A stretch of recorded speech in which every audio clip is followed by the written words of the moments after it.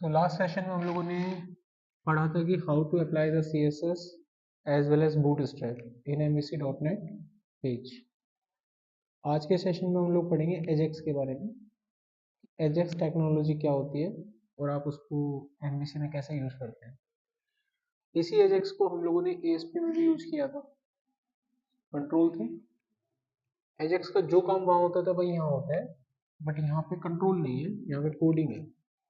ठीक है, तो क्या करता था वहाँ पे काम, वो पेज को रिफ्रेश होने से बचाता था। सेम वही करता है, सेम वही करता है। एजेक्स का फुल फॉर्म होता है एसिंक्रोनस जावास्क्रिप्ट एंड एक्सएमएल। अब इन तीनों का मतलब क्या होता है। एसिंक्रोनस का मतलब होता है multiple transactions which are done parallelly. आपने देखा होगा वेबसाइट के अलग अलग हिस्से में अलग अलग डाटा चलता रहता है और पूरी वेबसाइट एक साथ कोलैब नहीं करती, केवल उस हिस्से में जिस पर आप अपडेट करेंगे वही हिस्सा आपका अपडेट होता है। जावास्क्रिप्ट का मतलब होता है कि client side scripting language which are used to create. इस काम को करने में जो लॉजिक लगाए जाते हैं वो क्लाइंट साइड लगते हैं, वो आपके ब्राउजर तक लिमिट होते हैं, और इसको बनाने में जो लगती है उसे जावास्क्रिप्ट कहते हैं। ASP.NET में तो आप एक स्क्रिप्ट मैनेजर की फाइल ऐड करके उसके ऊपर लगाते थे, उसमें जावास्क्रिप्ट होती थी, बट इसकी जावास्क्रिप्ट तुमको लगानी पड़ेगी। ठीक है, इसका कोड तुमको थोड़ा सा एक लिखना पड़ेगा इसको रन करने के लिए। डायनेमिक वेब पेज एप्लीकेशन, यानी जावास्क्रिप्ट से ही आपके वो पेज जो होते हैं वो डायनेमिक बनते हैं। अब लास्ट टाइम आती है एक्सएमएल। एक्सएमएल का काम होता है it is used for data transfer between the heterogeneous system. It is also used for data definitions and the validations. XML के अंदर ही ये चीज तय की जाती है कि आपका कौन सा डाटा आपके डाटाबेस से यहाँ पर आएगा। तो ये काम बैकएंड पे एक्सएमएल कर रहा होता है। जब भी वो उस इंफॉर्मेशन को लाके उस हिस्से में डाल देता है और वो डाटा आपका अपडेट हो जाता है, तो वो जो डाटा ट्रांसफर हो रहा है, आदान प्रदान हो रहा है, वो आपका एक्सएमएल की मदद से होता है। तो ये एजेक्स का फुल फॉर्म फिर उन्होंने बना दिया कि ये सारी टेक्नोलॉजी इसमें यूज हो रही है, तो इसका जो फुल फॉर्म है वो एजेक्स यहाँ पर।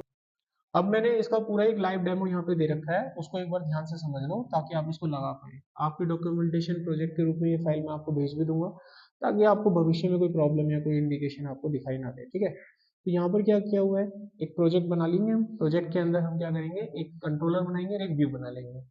उस जो मेथड होगा कंट्रोलर में हमारे पास, हम उस पर क्या काम करेंगे, सिस्टम से डेट उठाएंगे, टाइम उठाएंगे सिस्टम से करंट, और उस टाइम को पेज के ऊपर प्रिंट कराएंगे। टाइम उठा लिया आपने सिस्टम से और उस टाइम को हमने पेज पे प्रिंट करा दिया। उसी पेज पर हम एक बटन बना लेंगे। क्या बना लेंगे, बटन बना लेंगे। अब उस पेज पे हम देखेंगे जब मैं बटन दबाऊंगा तो नया टाइम आना चाहिए। क्या आना चाहिए, नया टाइम आना चाहिए। ये हम देखेंगे, क्लिक करेंगे तो नया टाइम आना चाहिए। और उसी पेज पे मैं दो तीन चीजें और लगा दूंगा, तो हम ये देखेंगे जब मैं बटन दबा रहा हूँ तो नया टाइम आ रहा है, अच्छी बात है, लेकिन पेज भी रिफ्रेश हो रहा है कि नहीं हो रहा है ये चेक करेंगे पहले। तो हम वहाँ क्या पाएंगे बाय डिफॉल्ट कि पेज रिफ्रेश हो रहा है कि नहीं। अगर पेज रिफ्रेश हो रहा है तो ये गलत है। क्यों गलत है, अगर ऐसा होगा तो हमारे पेज की जो परफॉर्मेंस होती है वो कम हो जाती है। कारण, चीज बदलनी है छोटी सी आपको, और उस छोटी सी चीज के बदलने के चक्कर में पूरा पेज हो रहा है रिलोड, तो पेज की परफॉर्मेंस क्या हो जाएगी, कम हो जाएगी। इसके लिए हमें क्या करना है भाई, जो चीज मुझे अपडेट करनी है वही अपडेट करनी पड़ेगी। तो इस प्रोसेस को हम एक बार सिस्टम पे करके देखते हैं कि ये क्या रिएक्ट करता है। ठीक है, तो हम गए फाइल पे, यहाँ से लिया न्यू और यहाँ से मैंने लिया प्रोजेक्ट। प्रोजेक्ट लेने के बाद यहाँ पर हमने MVC4 कर दिया, और यहाँ पर मैं इसका नाम साइड में लगा देता हूँ कि यहाँ हम एजेक्स पढ़ने जा रहे हैं। ये हमने किया ऐड, ये आ गया हमारे पास प्रोजेक्ट।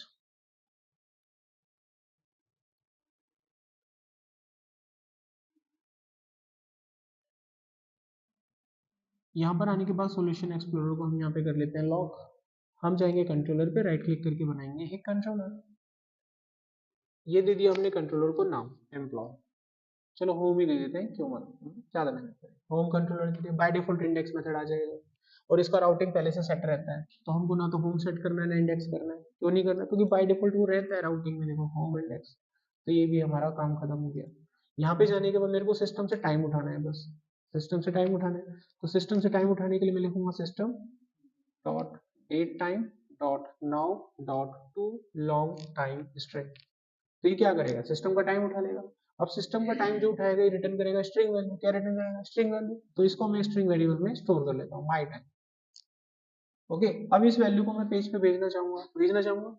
तो पेज पर कैसे भेजते हैं, व्यू बैग, याद आया कुछ, व्यू बैग। एक वेरिएबल ले लिया, इसमें मैंने माई टाइम डाल दिया। अगर समझ में। अब इस चीज को आसान करने का तरीका क्या है, अगर इस लाइन को ही डायरेक्ट मैं डाल दूं तो मेरा काम थोड़ा छोटा हो सकता है, मुझे लगता है मेरा काम छोटा हो सकता है, इसकी जरूरत ही नहीं पड़ेगी। वेरिएबल को क्यों बीच में दलाल क्यों बनाए, जब बीच में डायरेक्ट बात कर सकते हैं तो बीच में क्यों डालें स्टोर। डायरेक्ट वैल्यू कहाँ चलेगी, व्यू बैग में चलेगी। अब मैं इसका एक HTML पेज बनाऊंगा और उस पेज पर ये डाटा भेज दूंगा। तो यहाँ पर हमने इसका एक पेज बना लिया। अब इसको मैं यहाँ पे भेजना चाहता हूँ तो राइट क्लिक करके बना देंगे इसका इंडेक्स पेज। ये आ गया इंडेक्स पेज, ठीक है। और इस पेज के ऊपर मैं यहाँ पर मास्टर पेज अटैच करना चाहता हूँ तो यहाँ से हम कर देंगे मास्टर पेज को अटैच, ओके करेंगे एंड नाउ डन, बन गया। इस पेज के ऊपर अब क्या काम करेंगे, ये हमारी एक एप्लीकेशन हो गई जिसका नाम होगा एजेक्स एप्लीकेशन। तो मैं यहाँ लिख देता हूँ एजेक्स एप्लीकेशन और यहाँ पर हम लगा देते हैं एक HR। अब इसके नीचे में एक मार्की चला देता हूँ, HTML में घूमने वाली एक रोटेशन होती है। यहाँ पर हम लिख देते हैं एजेक्स एप्लीकेशन डेमो प्रोजेक्ट। ये मैंने एक मैसेज दे दिया मुझे, ठीक है, इसमें कोई दिक्कत। और यहाँ पर मैं लिख दिया बीजी कलर, बीजी कलर में मैं डाल दिया रेड, ठीक है। स्टाइल पे जाके मैंने इसको कलर दे दिया यहाँ पे वाइट, ओके। और फॉन्ट साइज हमने 22 पॉइंट का कर दिया, बस छोटा मोटा एक ऐसे कर दिया, मार के हमारी चालू हो जाएगी वेबसाइट। अब मैं यहाँ पर वो टाइम डिस्प्ले करूंगा जो मेरे पास है, टाइम तो दिखाना ही पड़ेगा। उसके लिए मैंने एक डिव ले लिया, इसको मैंने एक ID दे दी ID1, ठीक है। अब यहाँ पर मेरे को वो टाइम दिखाना है तो वो टाइम मेरे को यहाँ सिस्टम पर डिस्प्ले करना है।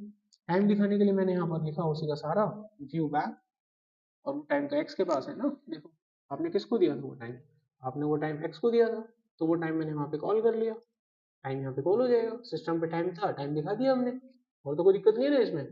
अब मुझे अगले स्टेप के बारे में सोचना है कि अगला स्टेप क्या होना चाहिए। सो टाइम दिखने के बाद नीचे बनाना है मुझे एक बटन, ठीक है। नीचे बटन बनाने के लिए मैंने ले लिया एक ब्रेक पॉइंट, ओके। यहाँ पर बनाया मैंने एक डिव और इसके अंदर मैंने एक लिंक बना दिया HTML.ActionLink। इसके ऊपर मैंने लिख दिया शो अपडेट अपडेटेड टाइम, और इस पर मैंने इसी पेज को कॉल कर दिया। इस पे क्लिक करूंगा, यही मेथड कॉल होगा तो मुझे नया टाइम दिखेगा। आपका काम बन गया वेबसाइट का। अब हमें सिर्फ इस वेबसाइट को चला के देखना है कि हमने रन कर दिया। अभी देखते हैं वेबसाइट खुलने के बाद कैसा दिखाई देता है।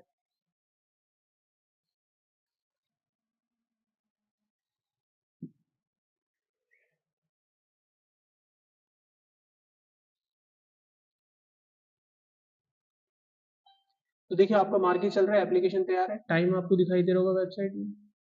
अब मैं इस पर क्लिक करूंगा तो टाइम पे ध्यान दीजिएगा, ये अपडेट होगा, अपडेट हो रहा है। लेकिन इससे दिक्कत क्या आ रही है, वेबसाइट शुरू से चल रही है, इसका पता चल रहा है मार्की को देखकर। आपकी मार्की शुरू से चलने लगती है, इस बात को बताता है कि आपका पूरा पेज रिफ्रेश हो रहा है। ऐसा अगर आप अपनी वेबसाइट पे करते हैं तो आपकी वेबसाइट की जो परफॉर्मेंस होती है वो स्लो डाउन हो जाती है। Got it. क्रिकेट मैच का स्कोर वगैरह चलता है तो एक ही जगह डाटा अपडेट होता रहता है, पूरी वेबसाइट अपडेट थोड़ी ना होती है बार बार। तो ये चीज हमें सीखने की, जब मैं इस पे क्लिक करूँ तो ये अपडेट हो, बाकी अपडेट ना हो, इसी कॉन्सेप्ट को एजेक्स कहते हैं।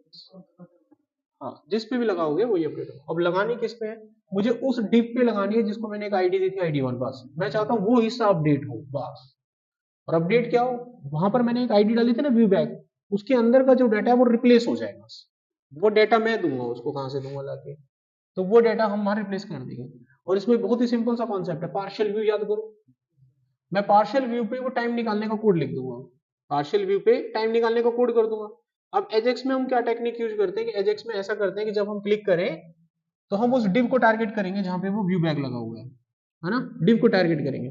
और इस डिव को टारगेट करके हमने जो पार्शियल व्यू बनाया था, क्लिक करने पर उस पार्शियल व्यू को उस डिव में चिपका देंगे।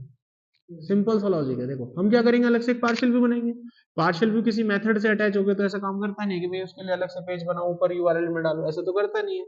हम एक अलग से पार्शियल व्यू बना देंगे, पार्शियल व्यू में वो टाइम दिखा देंगे सिस्टम का उठा के। अब सिस्टम का टाइम उठाने के लिए मुझे मेथड चाहिए, सिस्टम का टाइम उठाने के लिए तो कोडिंग चाहिए ना, कोडिंग कहाँ होगी, मेथड में होगी। और उससे हम पार्शियल व्यू तैयार कर देंगे, पार्शियल व्यू पे वो टाइम उठा के चिपका देंगे। अब हमें एक ऐसा लिंक बनाना होगा कि जब मैं क्लिक करूं तो वो किसको टारगेट करे, वो टारगेट करे इस div1 को। और इस div1 में टारगेट करके क्या क्या करे, वो div1 पे टारगेट करके इसके डाटा को रिप्लेस कर दे पार्शियल व्यू के साथ, और जैसे ही रिप्लेस होगा काम हो जाएगा। ये हमें करना है, इसी कॉन्सेप्ट को एजेक्स कहते हैं, बस समझ में आ गया। अब ये होगा कैसे, दैट इज द पॉइंट। चलिए, तो ये सब कुछ मैंने आपको बता दिया है, वही सब कुछ लिखा हुआ है। जब आप इस डेमो को रन करते हैं, बार बार क्लिक करते हैं शो अपडेटेड टाइम पे, तो आपका पेज होता है रिफ्रेश। इस चीज का पता आप लोगों को यहाँ से भी दिखता है कि वो स्क्रॉलिंग आपकी जो है बिगनिंग से चलती है, ठीक है, और पूरा पेज आपका पोस्ट बैक होकर वापस आता है। इससे आपके सर्वर की परफॉर्मेंस स्लो डाउन हो जाती है, क्योंकि आपका डाटा पहले सर्वर को हिट करता है, हिट्स होने के बाद फिर क्लाइंट तक पहुंचता है, तो इसी से आपकी जो परफॉर्मेंस होती है वो ड्रॉबैक करती है। अब ये ड्रॉबैक जो आपने देखा, इसको दूर करने के लिए ही एजेक्स बनाया गया है, ठीक है। ऐसा करने से आपका जो पेज होगा उसका पार्शियल हिस्सा अपडेट होगा, पूरी वेबसाइट आपकी अपडेट नहीं होगी, सिर्फ पार्शियल हिस्सा। कोई भी एक सिंपल कोऑर्डिनेशन, जैसे मैं उसी डिव को अपडेट करूंगा, मैं नहीं कर रहा पूरे पेज को अपडेट। आप पूरे पेज को एक डिव में डाल दो, उसमें डाल दो रिप्लेस, पूरे पेज पे अपडेट हो जाएगा। वो तो जिस हिस्से पर आप डालेंगे उस पर अपडेट होगा। कितने मर्जी लिंक बटन बना लो आप क्लिक करके, उसी को तो अपडेट करना है। एक बार इसको अपडेट कर दिया तो आप किसी भी हिस्से को अपडेट कर लीजिए। तो इस चीज के लिए आपको एक अलग से मेथड बनाना होगा, जिसके अंदर आप सिस्टम का टाइम उठाएंगे और इसके लिए एक पार्शियल व्यू बनाएंगे और इस पार्शियल व्यू को यहाँ पे कॉल करवाएंगे। बस मुझे फिर ये मेथड कॉल करना है उस बटन के क्लिक होने पर, उस बटन के क्लिक होने पर ये मेथड कॉल किया जाएगा। तो ये चीज हमको यहाँ पर बनानी पड़ेगी। अब इसको बनाने का तरीका क्या होता है, आपको जाना है अपने कंट्रोलर पे और एक मेथड बनाना है, नॉर्मली एक मेथड बनाना है जिस पर सिस्टम का टाइम कैलकुलेट करने के लिए लॉजिक लगाया जाएगा। वो मेथड आप बना दीजिए, पब्लिक एक्शन रिजल्ट। मेथड का नाम कुछ भी हो सकता है, तो मैं इसका नाम रख देता हूँ parcel update, parcel update P, कुछ भी रख लो, आपकी कॉल है। मैंने इसका नाम पार्सल अपडेट पी रख दिया और इसके बाद हम यहाँ पर पहुंचेंगे। अब मेरे को सिस्टम से टाइम उठाने का लॉजिक लगाना है, सिस्टम से टाइम उठाने का लॉजिक तो यही है, ये हमने यहाँ पे डाल दिया। अब इस वैल्यू को मैं पेज पर पहुंचाऊंगा। अब मैं यहाँ पे रिटर्न कर दूंगा व्यू। अब यहाँ पर व्यू कौन सा बनेगा, यहाँ चाहिए मुझे पार्शियल व्यू। क्या चाहिए, पार्शियल व्यू चाहिए। तो इस पर राइट क्लिक करके पार्शियल व्यू बना दो आप। राइट क्लिक करो, ऐड व्यू करो और यहाँ पे व्यू का नाम सेम रखूंगा मैं। लेकिन आपको पता होगा, मैंने आपको बताया था कि जो पार्शियल व्यू होते हैं अंडरस्कोर लगता है, और यहाँ पर पार्शियल व्यू बताने के लिए बटन दबाना है बस आपको। अब ये पार्शियल व्यू है और इस पार्शियल व्यू पे वही डाटा दिखाओ जो आपको दिखाना है इस पेज पे। मुझे तो टाइम ही दिखाना है, वो आ किस में रहा है, व्यू बैक डॉट एक्स में आ रहा है। खेल खत्म, बढ़िया ना। अब इस पार्शियल व्यू को कॉल तो करो, वरना कॉल कैसे होगा, यहाँ कॉल करो आप। और पार्शियल व्यू को कॉल ऐसे नहीं करते, क्योंकि ये तो व्यू कॉल करते हैं। पार्शियल व्यू को कॉल करने का तरीका होता है रिटर्न पार्शियल व्यू, और उस पार्शियल व्यू का नाम यहाँ पे लिखना है underscore P U, that's finish. ये बना के छोड़ना है आपको। आपकी जब वेबसाइट चलेगी तो वेबसाइट तो इंडेक्स पेज को खोलेगी, और इंडेक्स पेज आपका ये रहा। यानी ले दे के कहानी यहाँ है, ये लिंक बदलना है बस मुझे। और इस लिंक पर क्लिक करके अब जो मेथड कॉल होना चाहिए कौन सा होना चाहिए, पीयू नाम का। अभी आप किसको कॉल कर रहे हो, इंडेक्स को। हम किसको कॉल करेंगे, पीयू को, बस। और पीयू को कॉल करके हम इसी की कोडिंग में क्या लिखेंगे, हम इसी की कोडिंग में लिखेंगे भैया इसको टारगेट कर, और जो पीयू से जो मेथड का डेटा आ रहा है, जो व्यू आ रहा है, वो इसको रिप्लेस कर देगा। समझ में आया। और जब हम एक ही पेज से सेम उसी पेज पर वापस रिटर्न होते हैं, इसको पोस्ट बैक बोलते हैं, क्योंकि इंडेक्स पेज से मैं वापस इंडेक्स पेज पे जाऊंगा। तो ये सारी चीजें मुझे उस कोडिंग में लिखनी होगी। अब ये कोडिंग का जो लॉजिक होता है, इसमें तीन चीजें आपको पास करनी होती है। पहला टारगेट आईडी, टारगेट आईडी में आएगा ID1। दूसरा HTTP मेथड, उसमें आएगा पोस्ट। तीसरा इंसर्शन मोड, उसमें आएगा रिप्लेस। तीन चीजें पास होंगी। अब ये तीनों चीजें आप किस तरीके से पास करेंगे उस पर फोकस करते हैं। इसको तो कर दो कमेंट, इसकी नीड नहीं है। आप जो लिंक बनाएंगे उसे बोलते हैं एजेक्स लिंक। क्या बोलते हैं, यानी @ajax.action लिंक, ठीक है। फिर उसके अंदर एक ऑब्जेक्ट पास किया जाता है एजेक्स का, जिसको हम बोलते हैं एजेक्स ऑप्शन। मेथड बनेगा न्यू करके एजेक्स ऑप्शन, उसके अंदर तीन पैरामीटर आपको पास करने हैं। अब ये कहां से मिलेंगे, पूरा डॉक्यूमेंटेशन है, आप यहां से उठा लीजिएगा। ये देखिए यहां आ जाइएगा, ये दिख रहा है आपको मेथड। जब भी एजेक्स लगाओगे ये आपको सीधा लगाना है तीनों चीज। अगर आपको याद है लिख लो, नहीं तो आप इसे लो और यहाँ पर क्या बदलाव करने हैं आपको बताते हैं। ले लिया आपने यहाँ पे।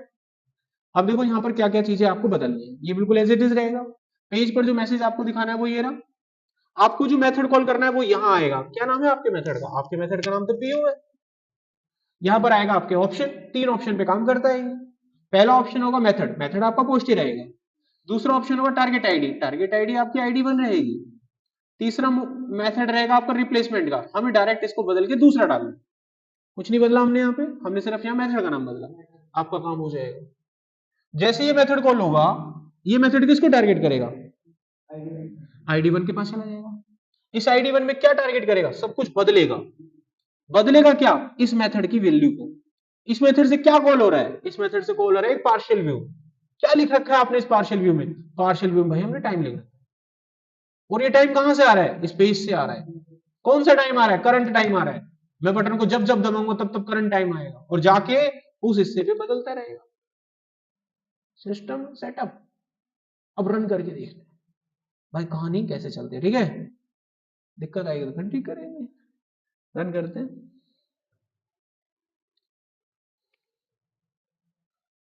स्क्रिप्ट ऐड करनी पड़ेगी एक।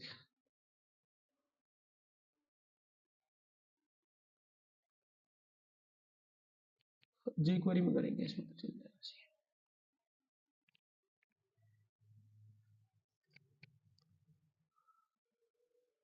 यहां तक पहुंचे।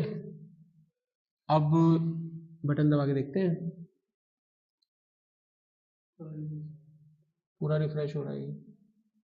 बदलना चाहिए वहां पे। देखो कहीं ना कहीं हमने पेज में गड़बड़ करा है, किसी नाम या पेज को ढूंढो। तो यहाँ पर इस प्रोजेक्ट में क्या हुआ हमारे साथ, हमने दो फाइलें ऐड नहीं करी है, पहले तो इसको ऐड कर लो। जब भी आप कहीं से कोई लाइब्रेरी, क्योंकि इसको स्क्रिप्ट चाहिए, हमने ASP.NET में लगाई तो स्क्रिप्ट डाली थी, इसको भी स्क्रिप्ट चाहिए, जावा स्क्रिप्ट तो देनी पड़ेगी ना। तो ये जावा स्क्रिप्ट हमको बनी बनाई दे रखी है इसमें। हमको ये बस अपने मास्टर फाइल में ऐड करनी है दो फाइलें, कौन कौन सी, jQuery की और jQuery वैल्यू। ठीक है, तो कैसे करेंगे ये मैं आपको दे रहा हूँ, ये ऐड कर लेना बस। फाइल दे दूंगा आपको, ये ऐड करनी है वहाँ पे। ये कॉपी करा हमने, कॉपी करने के बाद अपने प्रोजेक्ट में जाओ, यहाँ पे होगी लेआउट फाइल एरी। इस लेआउट फाइल में आपको jQuery तो दिख ही रहा है, क्या डालना है, वैल्यू नाम की फाइल और डालनी है, जो मैंने आपको दी है ऐसे। डल गई दोनों फाइल, दोनों लोड हो गई आपकी। ठीक है, ये दो फाइल थी बस, दोनों फाइल आपको लोड करनी है बस। अब एक काम और करना, ये जो आपका पेज होता है वो यहाँ से चलता है, यही होता है पेज मास्टर पेज में, यही चलता है आपका। इसको पेज के लोड होने के बाद चलाना है, jQuery के लोड होने के बाद जो है पेज आपका फायर होता है। आपको क्या करना है, यहाँ पर रेंडर बॉडी को यहाँ से उठाना है और यहाँ पे डाल देना, समझे। अभी इसको चला कर देखते हैं अभी क्या कहते हैं, जस्ट रन दिस।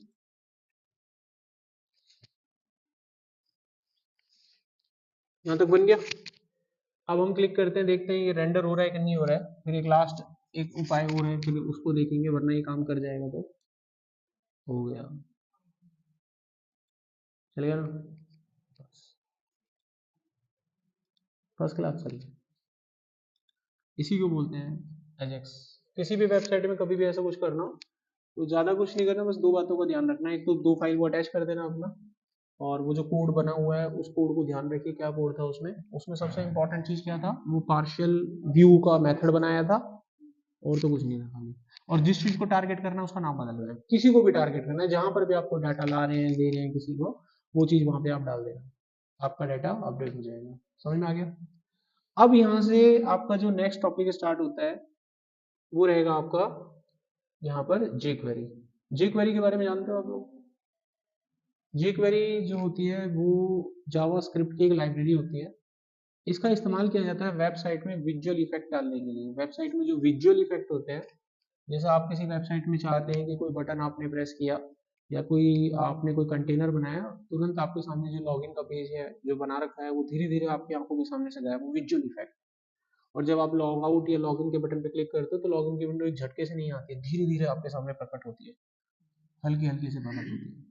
और आपके पास कुछ मेन्यू इस तरह के होते हैं कि किसी मेन्यू वन पे आप क्लिक करते हो तो नीचे पर्दे की तरह वो खुलता है, और जब दोबारा उस पर आप क्लिक करते हो तो पर्दे की तरह वो बंद हो जाता है। तो ये सारे के सारे जो इफेक्ट आप देख रहे हैं इनको विजुअल इफेक्ट कहते हैं। ओके। या किसी बटन पे क्लिक करा तो डाटा आपका हाइड हो गया, किसी बटन पे क्लिक करा तो डाटा चेंज हो गया। या फिर किसी बटन के ऊपर क्लिक करें, वेबसाइट है आपने बना दी और वेबसाइट में आपने दो थीम दे रखे हैं, theme one theme two. Theme one आपकी क्लासिक है, थीम टू आपकी मॉडर्न है। जैसे आप थीम वन पे क्लिक करोगे वेबसाइट की पूरी CSS बदल जाएगी। बटन क्लिक करके CSS कभी बदली है आज तक? CSS तो ऐसे ही बदलते हैं ना, फाइल का लिंक देते हैं वही CSS चलती है।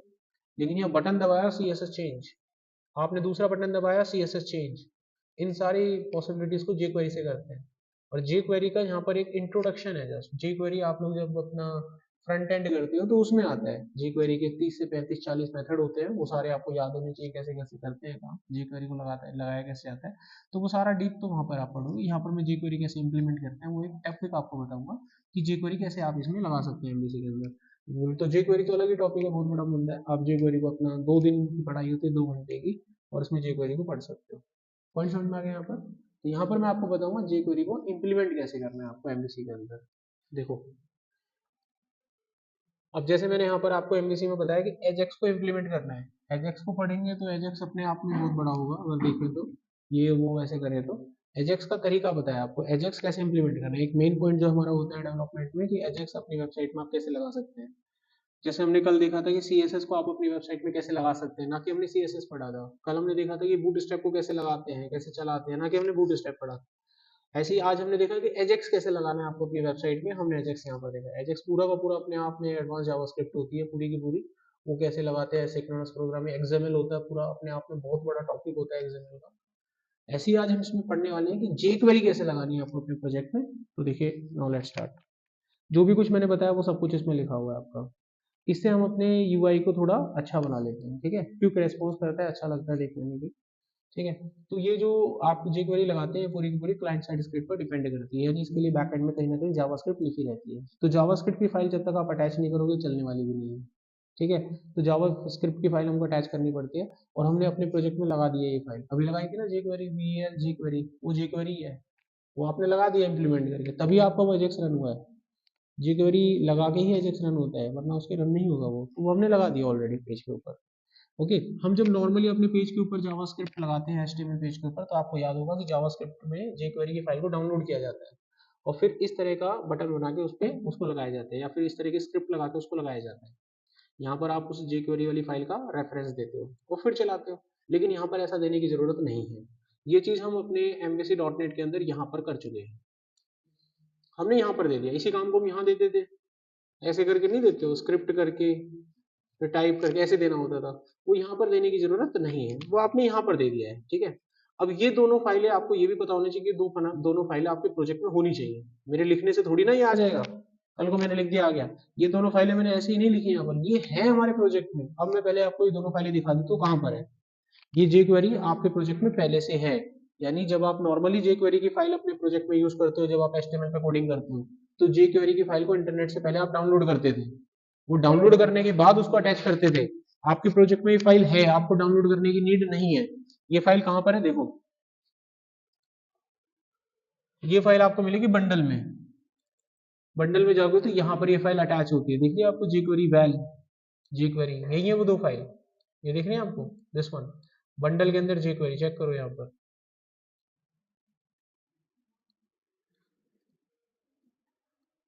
मैंने यहाँ लिखी थी ना वो मास्टर में, देखो ये लिख रहा है बंडल jQuery, और बंडल में jQuery वैल, पूरी जानकारी आपको कंटेंट में मिलती है, सारी फाइलें इनमें सेप्ट रहती हैं सब, jQuery JD JSS, ये दिख रही है आपको, jQuery UI jQuery वैल, इमेजेस मिनीफोल्ड, ये नहीं, सबकी CSS भी इसमें इंक्लूड होती है, और फाइल सब कुछ रहता है इसमें, ऑलरेडी रहता है आपके पास।